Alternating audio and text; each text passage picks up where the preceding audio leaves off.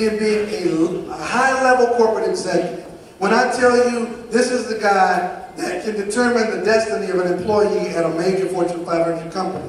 This gentleman has hired people all over the world. They fly him from one continent to the next, put him up in 5-star hotels, pay all of his expenses, pays him large sums of money to run massive companies. And he made this statement to me. He said, you know what, man?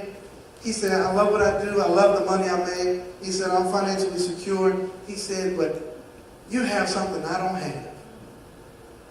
Freedom. Freedom.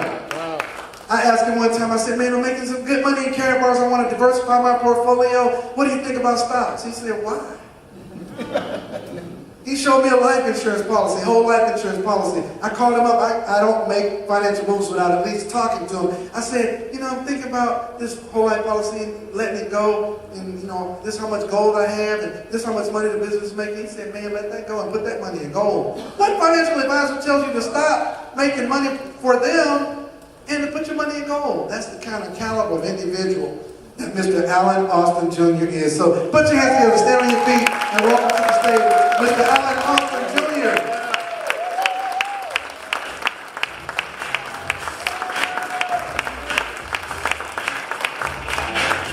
Good afternoon, everyone. Good afternoon. That's my jam right there. It's hard to hear that moving out of east. You know, get the shoulders going in. Hey, hold on. It's going down. All right. I'm embarrassed. Watch out now. I'm going back to Atlanta. They're going to give me a hard time the whole time I'm trying to drive back to Atlanta. Let me just say a big thank you to Cheryl Ann Gober for obviously the invite here. It's an absolute honor and privilege to be here to speak to you today. Big shout out to the Wealth Builders Worldwide team of Atlanta, my business partner, Mr. Michael Dalto, as well. Let me just start by, Michael obviously introduces me as his financial advisor, but there's not a lot of people that know actually who I am and what I do. So before I speak, I'd like to take just a few minutes to kind of give you a little bit of background about myself. Is that okay? All right, so I spent a little over 20 years in the corporate American environment, leading large multinational organizations for companies that you guys have probably heard of. People like AT&T. I spent about 12 years with Coca-Cola leading their global parts department. After Coca-Cola, I spent somewhere in the range of 7.5 to 8 years with United Health Group leading their global customer operations with offices around the world. I'm currently employed by a multi-billion-dollar financial services organization leading their global operations team. Okay? And so Michael's right. I'm responsible for thousands of people around the world. My background is business operations with a concentration in business development and finance. I'm a certified project manager. So most of the time what I do globally is to build businesses in other countries for the companies based in the U.S. I'm also a certified professional business coach with a certification from the University of Glasgow. I'm a licensed life insurance and health insurance agent, partnered through Diamond and Ivy LLC with companies like MetLife, New York Life, and Ohio National. And I'm also a Karatbars affiliate. So here's the reason that I wanted to kind of run through that battery of accomplishments, if you will. Number one, you need to understand that the individual talking to you today has some experience, right? And I said this in Atlanta, if you need your roof fixed, you don't call a mechanic, right? If you need to learn something about money, you would want to speak to somebody that has some background. Does that make sense? Yeah. Number two, most people would look at somebody like me and what would be considered as, a high net worth individual and would avoid having a conversation with me because you assume that I have everything I need. You don't know what I need, right? Had it not been for my friend Michael Dalto, I wouldn't have known anything about Karatbars. So while you're assuming that because I've got a great job, great pay, I've got it made, Michael's free and I'm still exchanging time for dollars. Come on. You already teach. Right? All right? And the last reason I mention that is because out of all the things that I list in my battery of accomplishments, the only thing that would guarantee me financial freedom is Karatbars. You guys got that? Yeah. All right, so let's get started. Which one do I have here? I always like to start my presentations with a little icebreaker. You guys are going to like this. Is this okay? And let me get a couple of volunteers. You want to come up, Dr. Patrice? Come on up, Dwayne. Dr. Tim, come on, I want to get you to do this one also. All right? This is an exercise in communication. So I'm going to get you guys to grab a sheet of paper. Okay, I'm going to try to step out of the way if I can. Maybe I'll just step down here. How's that? All right? So, guys, I want you to close your eyes for me, and I want you to follow these instructions. You ready? Okay, I want you to take the sheet of paper that's in your hand and fold it in half.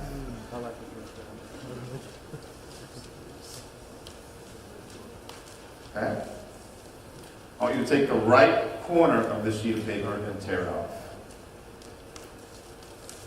With that sheet of paper, the piece of you've turned off in your pocket so that you don't litter here in the house of the Lord. I want you to fold that sheet of paper now and fold it in half again. Okay? Now, take the left corner of that sheet and tear it in half. Okay? Put that piece in your pocket. Fold it in half one more time. Okay? Now take the right corner of that sheet and tear it off. All right, that last piece you can put it in your box. Dr. Patrice over here literally. All right, now I want you to open the sheet of paper and show the audience what you have. If I can get mine open.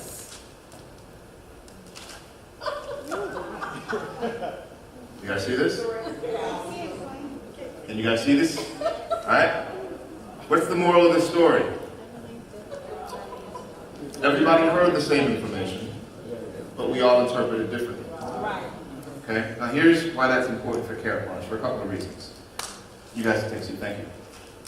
Here's why that's important for Karatbars. People think that you can hear the Karatbars message one time and go out and get it. You can't. Right? Information or communication requires a relationship with the information, so there has to be constant dialogue. All business is people business. So if you're expecting to be successful in Karatbars and not connect, you have already failed. Here's the other piece of that business. I'm the leader giving the instructions, and I am watching my team fail. Wow. And I have not engaged them. Wow. Here's the job of the team member. They saw that they were off from what the expectation was, and nobody asked a question. I said fold the paper in half. What one question could they have asked? Should we do it horizontally, right? Which way, right? So that's the problem that most of us face when we're trying to build a business, whether that is a professional sort of business where you're a leader in an organization, or you're doing a network marketing business. You will fail if you don't connect with your people. You will fail if you don't ask questions, because you might need to course correct at some point. And you will fail if you don't engage and try to lead your folks. Isn't that good? Yeah. Yeah. All right, so let's get started.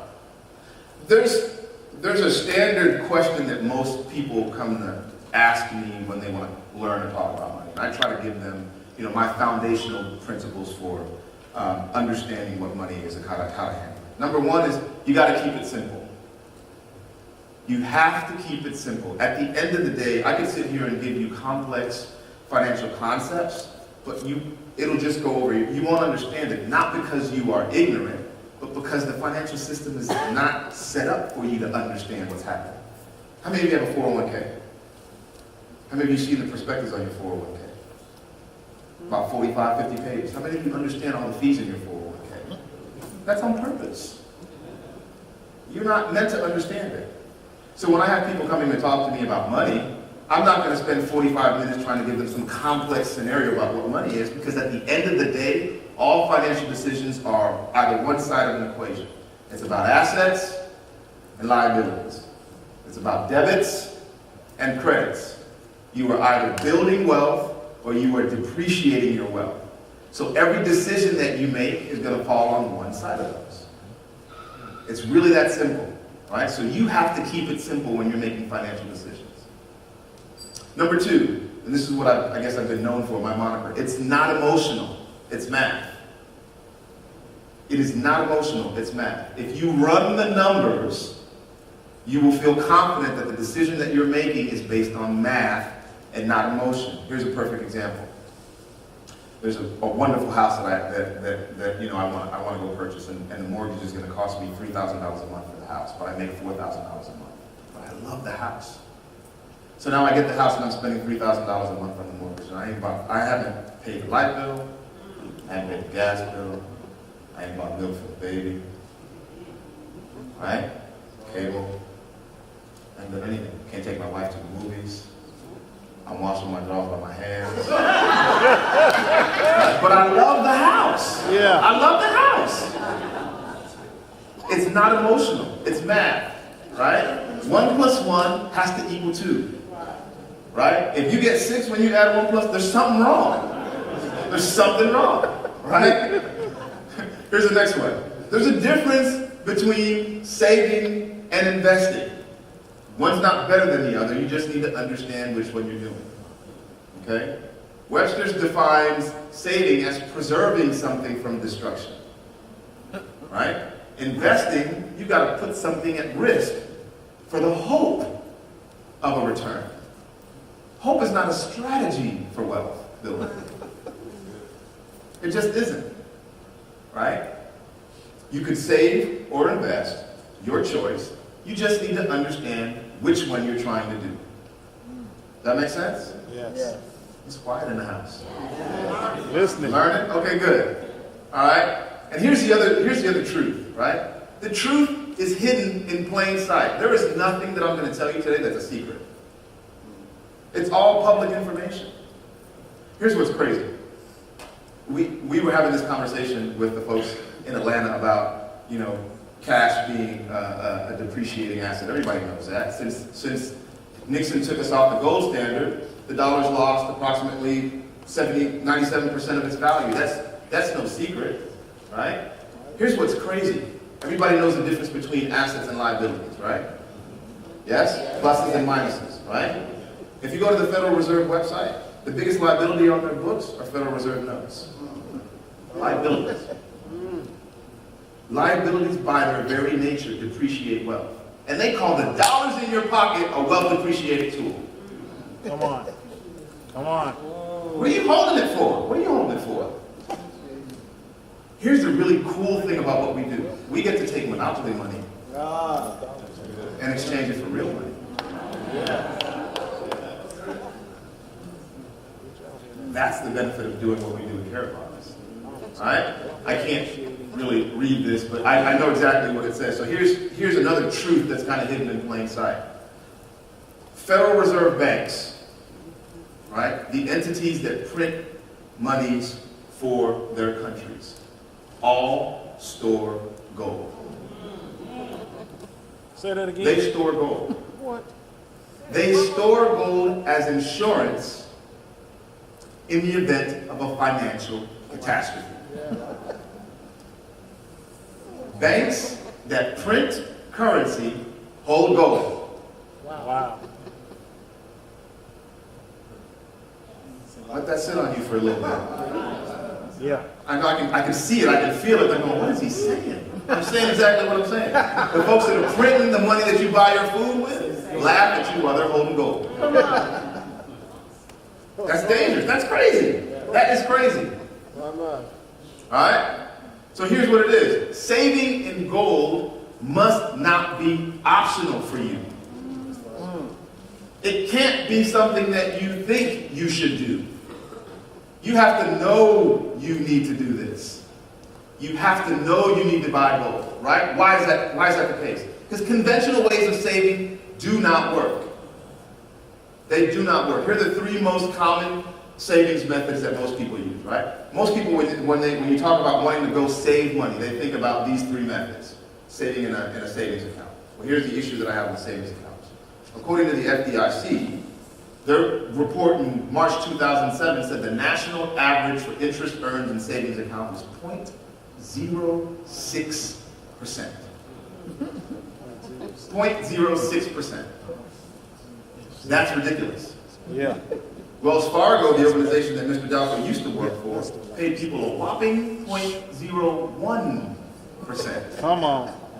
That means with $10,000 in your savings account, even with compound interest over 10 years, you would earn $9. In 10 years. And that's not even adjusted for inflation. Oh my gosh. Come on now. I had some money this is crazy. I had money in a savings account, and the bank sent me a statement, and it had interest income of 3 cents. Yeah, I said, you could have saved the paper. You could have just called me and told me I had earned 3 cents. What are you talking about? The paper costs more than 3 cents. Right. The stamp is 20-something cents. Right. What are you Absolutely ridiculous. Ridiculous. Can you imagine that? Anybody got a calculator? Take out your phone. Might do this for me real quick, right? I got $100, right? Interest rate is 5%, right? Take 72 divided by 5. How much is that? It'll take me 14.4 years to double my $100 at 5% interest. And I'm just telling you, they're paying 0.01. 0.01. It'll take me 14 years to double $100 in the bank at 5% interest. Wow. And they're paying you 0.01. You should be...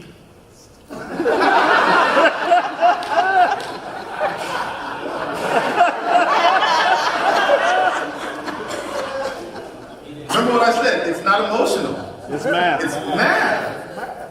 It becomes a math decision for you, right? Here's the next one. CDs, right? So you can get CDs in 1, 3, and 5-year options. The 5-year CDs are paying you about 2%. Well, if inflation is 2%, how much have you made? 2 minus 2 is what? And I locked my money away for 5 years and earned nothing. Not emotional. It's math. Alright? And here's what's crazy. The growth in your CDs gets taxed. So you just tax me on what I lost. And I'm not even taxed at capital gains. I'm taxed at regular income. Yeah. Regular income rate is higher than capital gains. So I got 0, and you taxed me on the 2% that I would have had inflation not been there. And you locked my money away for 5 years. Anybody getting angry? Should make you angry. Yeah. All right? Here's the next most popular option that people consider. They consider 401ks. And, you know, I was one of the folks that had a 401k. Anybody have a 401k? All right, get rid of it. Get rid of it. All right? And I'm not anti, and I said this in Atlanta, I'm not anti the stock market. Because you can make a lot of money in the stock market. I'm just anti putting your life savings in the stock market. Because that's not where you save, that's where you invest. All right? Can you afford to lose your life savings? Then why put it in an environment that is rife with crashes, historically? You can Google U.S. stock market crashes, and you'll find a litany of market crashes that have happened over the last, since the market's been in existence. I call stock market crashes wealth transfers. Because the money doesn't leave the market. You got winners and you got losers. Here's the crazy thing. For somebody to win in the stock market, somebody else has to lose. And Karatbars, nobody loses. Every transaction is a winning transaction. Look, the person 1,500 people down from me gets $1,000, and everybody gets a unit. Everybody. Everybody. That person got gold, I got units, company made money, and it just keeps going. Everybody wins. Everybody wins. All right? Here's a big reason why I'm not necessarily a proponent of stock market crashes, because there's been a few. So here's one of the ones that I want to share with you. That one saying my eyes are bad. So this one is Black Monday. So October 19th, 1987, this was Black Monday. All right? The stock market lost $500 billion in one day.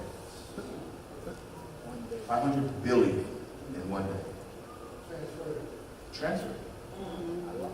Some people were happy, other people were jumping off bridges. 500 billion. All right? Everybody remember the tech bubble?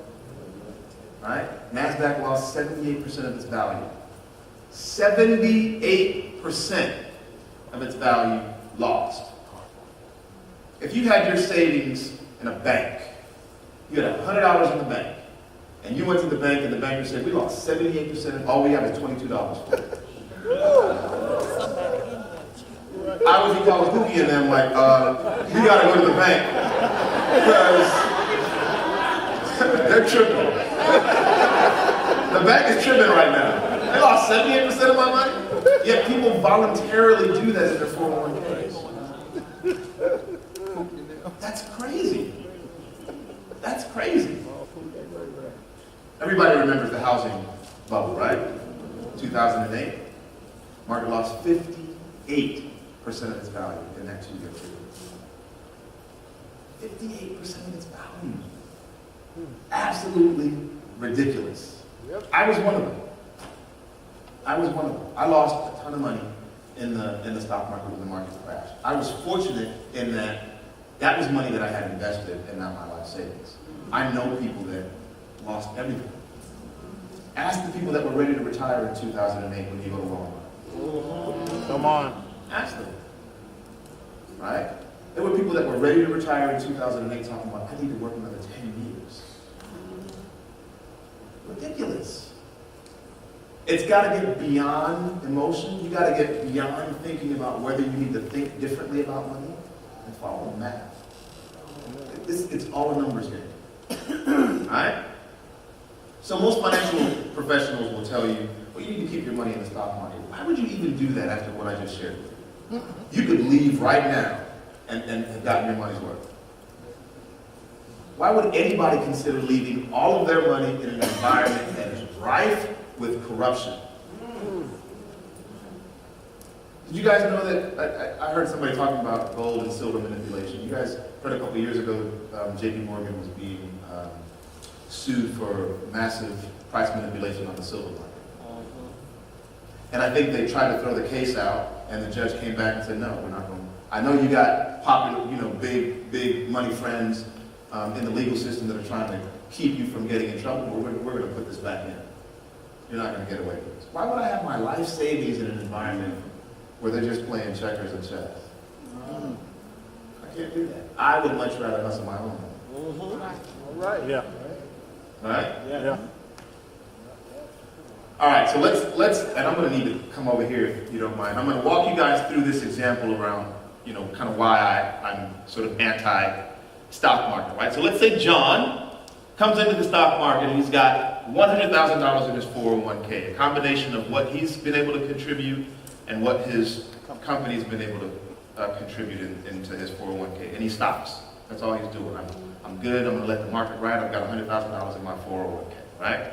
So then the tech bubble hits.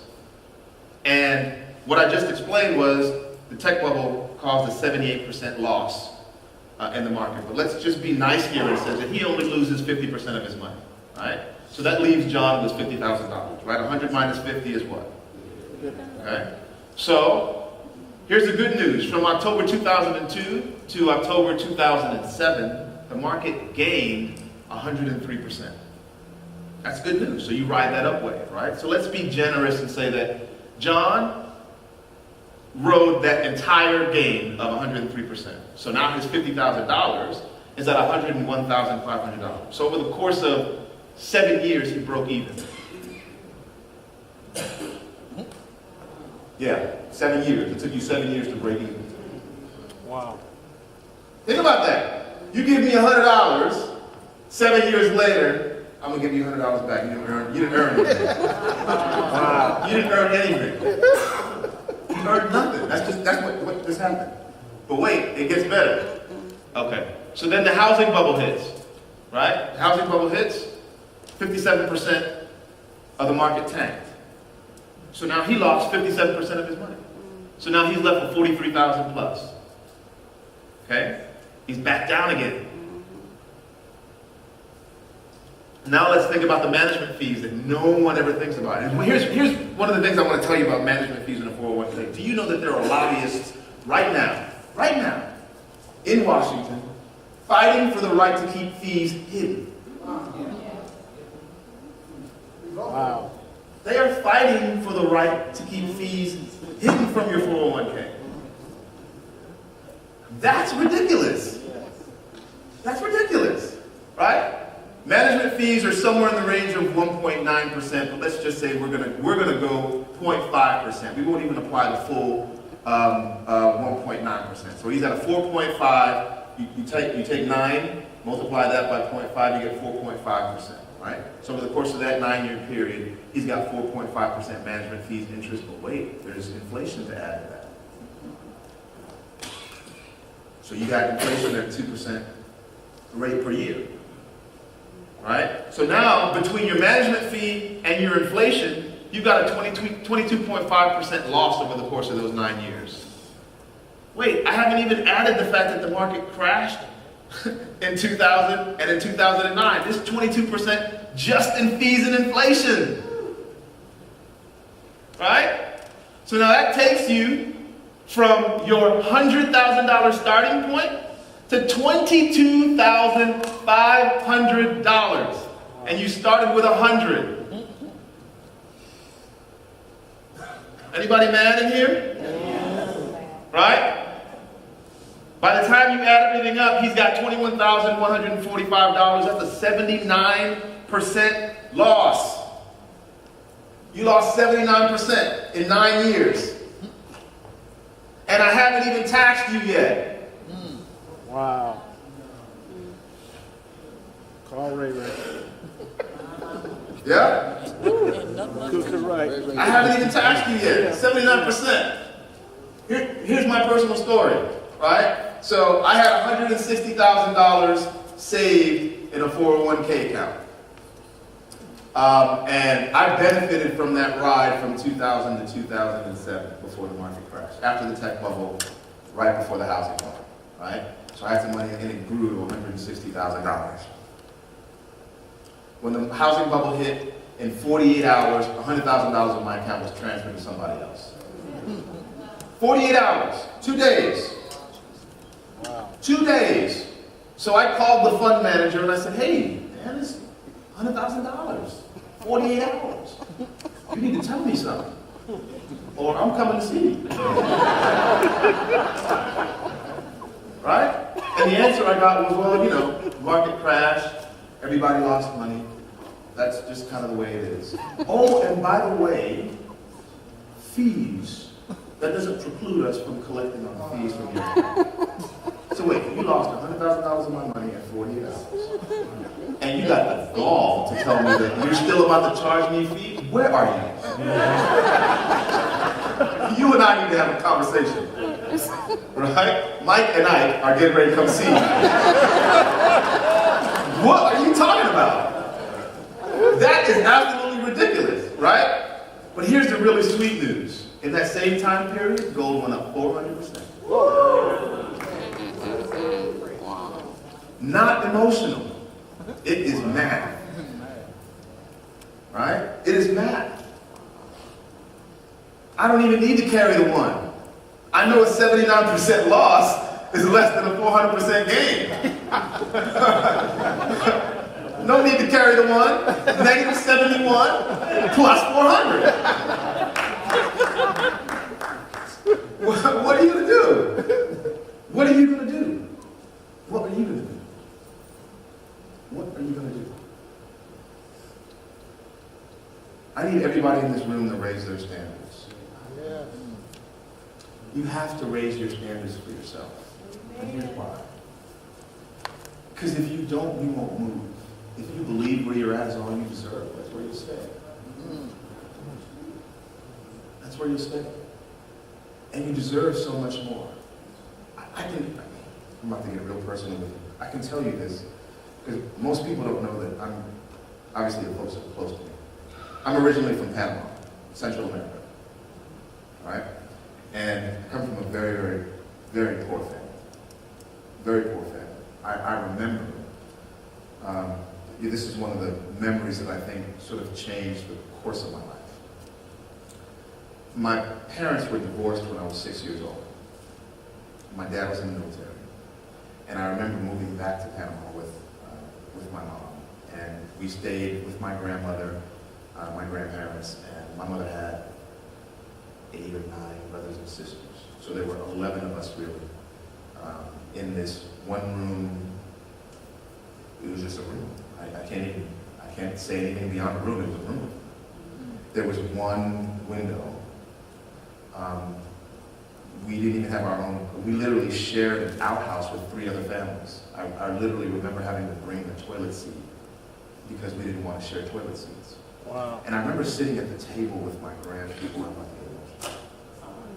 I remember sitting at the table with my grandfather, and he could put his feet under the table and touch the TV, and reach behind him and touch the sink. And there were 2 twin beds, and at night we would pile on top of the bed, sleep under the bed. And my grandfather would sleep in his chair. He couldn't even, we didn't have enough room for him.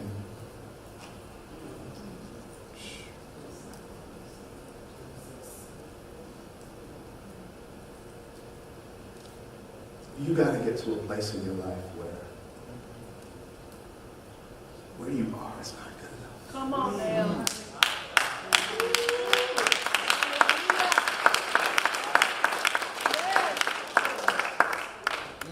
Because if you don't, you won't move. You won't move. My motivation became, I don't want to live like that. I don't want to live like that. And if somebody like me can come from another country, not even speaking the language, Spanish is my first language, and put forth the effort to make a life for myself, what excuse do you have? You have no right to be where you are. There are people depending on you to win. Yes. There are people depending on you to win. You have to win.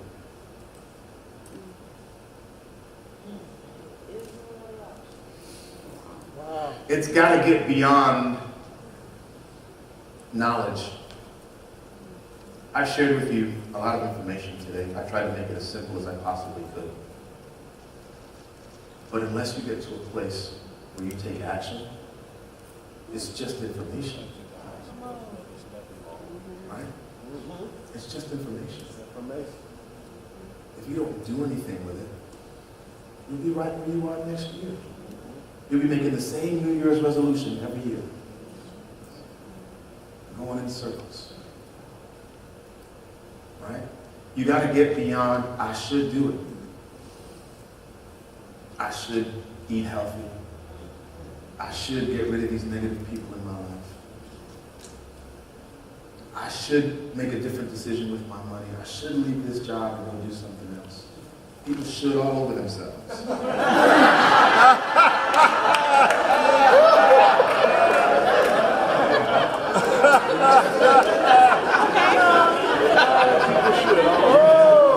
You should all over yourself. All right? But it's got to get to must. You got to move from should to must. Wow. I could have stayed where I was. But for me to be where I knew I needed to be, it had to be transferred to must. I must do everything I can to get out of here. How many of you are parents in here? All right? Should you take care of your kids? Or must you? Must take care of them. Must. You don't have an option. No one even has to ask you. That parent gene kicks in, and you do whatever you need to do to make sure that Johnny has food on the table, clothes on his back, shoes on his feet, and you feel good about it. How dare you stay where you are? Johnny needs you. Johnny needs you. We need you. There are people that need you that don't even know you. Come on. Come on. Right? Yeah. There are people that I have touched because of who I am that have never met me because I've influenced somebody else. Yeah. That's They don't even know that they got touched by me. That's right. Right. Wow. That's powerful. The really cool thing about the work that I do in corporate America is because I'm awake, consciously awake, Yeah. right? And I recognize my responsibility as a man of God. All right. I have a unique opportunity to influence people in a way that makes them make positive decisions for themselves in their careers, but that translate beyond their careers. All business is people business, Yeah. Yeah. irrespective of the product. All business is people business. And so I move that way. And when you understand that, success is inevitable. So move from should to must, right? Because here's the reality. You don't get what you want, you get what you tolerate. I could have stayed in Panama, having to wash my underwear by hand. I remember my grandmother giving me $1 to go get 10 cents of milk, or 10 cents of eggs, and 15 cents worth of cheese, and 15 cents worth of bread to try to come feed 11 people. I could have tolerated that. I could have tolerated that. I chose not to. I said this in Atlanta. I said, I make more money than most people pay in taxes. But that's not the issue. That means absolutely nothing. Save this one thing. I chose to make a decision that would impact my life positively and impact the lives of the people that are close to me positively. Money's a byproduct of that. The money's a byproduct. I wasn't chasing money. I was chasing a better life.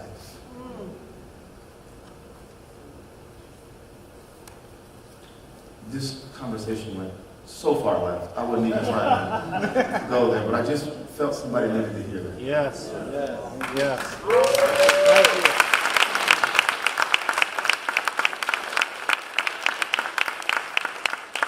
So here are 3 things that you must do to be successful right now, specifically as it relates to your financial life. You have to save money. You have to save money. You have to save money. And it can't be just putting your money in a savings account or putting it at risk in a 401k. You've got to put it in a vehicle that allows you an opportunity to outpace inflation. All right? If I take my $100 and put it in Wells Fargo and I'm only earning 0.01% and inflation is 2%, I lost. And by the way, if you didn't know this, interest income even in the bank is taxed. You should get a statement if you earn interest in the bank. That 3 cents that they sent me, I get a tax form for that. I'm going to call them and say, keep your thing. Don't send me a statement with 3 cents. Right. I can't even go to the ATM and get that out. What are you talking about? Right? You got to put your money in an asset that appreciates greater than inflation. You'll be hard pressed to find anything better than gold. Gold has thousands of years of track record of being a hedge against inflation. Don't take my word for it. Look at the banks that are storing. The people that print your money are getting gold. Right. So don't do what they say, do what they do. Right? Here's the next thing. You have to reduce expenses. You got to find a way to reduce expenses. Those of you that have a job, I guarantee you your biggest expense is taxes. Uncle Sam is seeing 35-40% of your money before it hits your bank account. The smartest thing you can do as a W-2 income earner is to have a home-based business. Why? Because you can start taking advantage of all the tax benefits, the same tax benefits that, large business owners can take advantage of. You can start taking advantage of the same thing. What better business than to have a home-based business where the requirement is that you save money? You knock out number one and number two. Karatbars is the bomb. Yes. It's the Yes. bomb. All right? And the last thing, you got to get connected to a system. You got to find a way to earn money while you sleep. That's the only way to do it. You got to find a way to duplicate yourself. Because if you're still trading time for dollars, once you stop, the money stops. All right? So here's our homework assignment. Get financially educated. Yeah. I'm assuming everybody here is an affiliate, right? And one of the things that I said is it's got to get from should to must. The only way that you'll kind of get that in your spirit is that if you get the information to arm yourself with the truth about what's happening in your financial world. Get financially educated. Okay? And when you do, get connected to a system. Karatbars is a system that will spit out gold and money. Yeah. Gold and currency. Yes.